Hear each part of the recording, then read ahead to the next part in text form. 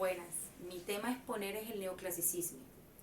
El neoclasicismo es un movimiento literario, artístico, que se caracteriza por recuperar lo antiguo, el buen gusto, la estética, lo bonito de Grecia.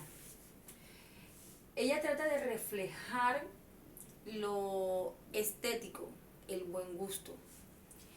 Este neoclasicismo que comienza a partir del siglo XVIII, donde el clero y la nobleza aún persisten con los privilegios que se tenía antes, aún finalizando la Revolución Francesa y comenzando la Revolución Industrial, donde nos dicen que el pueblo era el que tenía el poder sobre la soberanía. España crea unas instituciones culturales con el fin de educar a las personas. Aquí se refleja lo positivo, lo bueno. Entre ese tipo de instituciones culturales que crea España, tiene la biblioteca, la Real Academia Española y la Real Academia de la Historia. La mentalidad de la Ilustración en esta época, un grupo de personas encargadas de estudiar lo nuevo que se estaba tratando, la Ilustración, que es decir, la luz, el camino a la verdad, sostiene que el conocimiento humano se debe combatir y esto se hace a medida de la educación. Existen unas características en el neoclasicismo, que se valora lo estético, la influencia de lo clásico, lo basado de las ideas de los iluministas. Se pone totalmente al barroco, porque el barroco se toma ahora como bárbaro, como tosco. El teatro neoclasicista hay un tipo de características. Está el posbarroco, que comenzó en el siglo XVIII, pero duró aproximadamente 50 años. Ellos trabajan mucho el calderolariano, que era una manera de teatro. El lenguaje deja de trabajar y se olvida de lo romántico, se olvida de lo bonito y empieza a utilizar lo que se vive en esa época. Se trabaja el drama y la intelectualidad entre las personas. Se toma el plagio de lo barroco como forma de burla a este tipo de obras.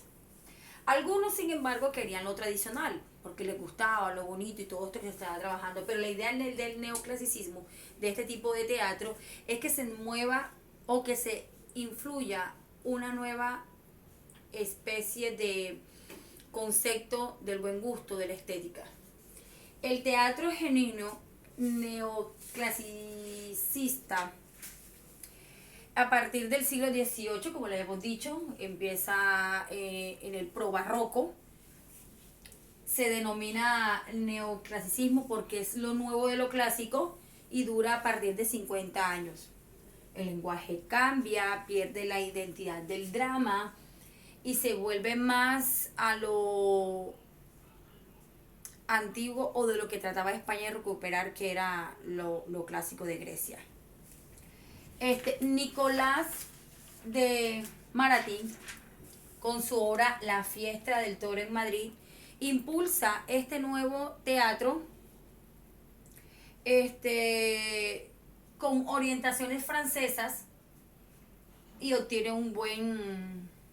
una buena calificación en la época.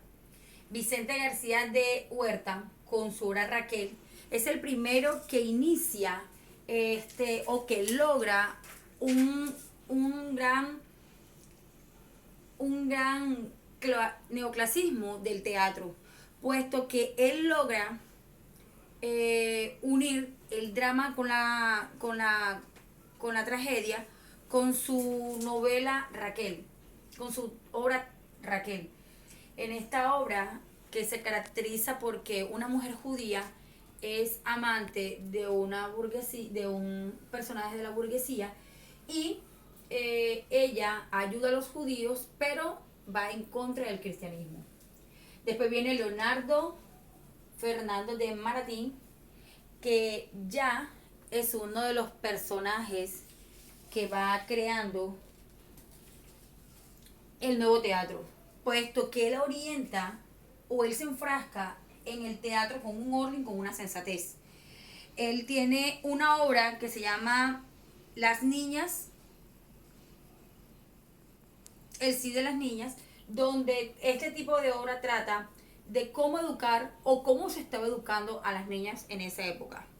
Él dice y estipula que el teatro es una manera de enseñar y de educar al pueblo. En uno de sus conceptos tienen puesto que el ridículo y los vicios y errores comunes en la sociedad y hay que reconocer la verdad y la virtud.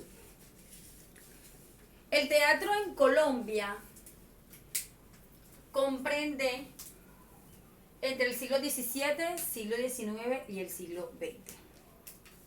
El teatro en Colombia se da porque entra de España, pero a España solamente le interesa que se conozca específicamente ciertos temas, no como en Europa o en Francia que se manejaban otro tipo de época. El teatro del siglo XVII comienza con el teatro de la colonia, influenciado totalmente por España. Ellos eran los únicos. Se trabajaba la comedia, entre la comedia se trabajaba lo que era la personificación del bono y los celos. En la entremés se trabajaba un acto breve del humor festivo y el picaresco. En el sainete se trabajaba lo humorístico y lo popular, y en la tonadilla se trataba solamente costumbres populares. Uno de los pioneros de este tipo de teatro fue Fernando Fernández. Y por último tenemos el teatro del siglo XIX. El teatro del siglo XIX es un melodrama, un género dramático que arraiga las clases populares. Y el independentista, que abarca solamente las tragedias en unas comedias, sainetes, meramente con indígenas. El melodrama que mostraba lo irracional de lo que se estaba viviendo en la región y la política era una burla a lo que en ese momento estaba viviendo el país. Y por último tiene el que predomina el escapista, que era frívolo y con la intención de divertir. Los personajes de este tipo de obra eran Luis Vargas Tejeda y José María Vergara.